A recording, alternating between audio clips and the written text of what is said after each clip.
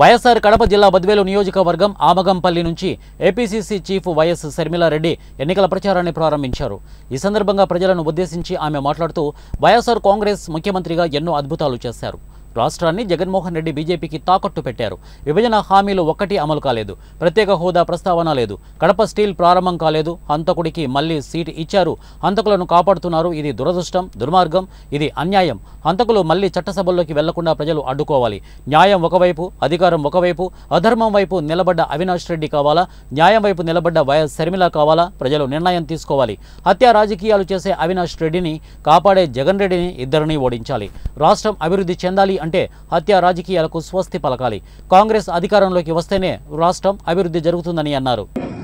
రాజధాని లేదు, Kadapa steel factory లేదు, కడపకి బెంగళూరుకి రైల్వే లైన్ రాజశేఖర రెడ్డి గారు ఉండుంటే ఎప్పుడో అయిపోయేది. ఇలా ఒక్కటంటే ఒక్కటికి కూడా అభివృద్ధికి నోచుకోలేదు మన రాష్ట్రం. ఇవన్నీ ఒక ఎత్తు అయితే ఈరోజు రాజశేఖర రెడ్డి బిడ్డ కడప పార్లమెంటుకు పోటీ చేయడానికి కారణం అదే జగన్మోహన్ రెడ్డి గారు.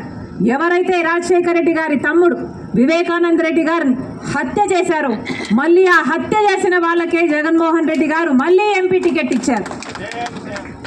ఇది ఎంత మటుకు సబబు అని అడుగుతున్నాం.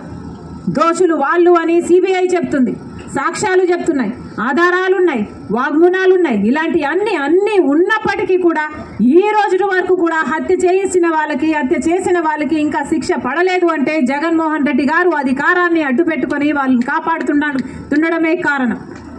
ఇదంతా ఒకటైతే ఈరోజు కడప పార్లమెంట్ సీటు మళ్ళీ వాళ్ళకే ఇచ్చారు జగనన్న గారు అంటే ఇక అహంకారం కాకపోతే దీన్ని ఏమనుకోవాలి?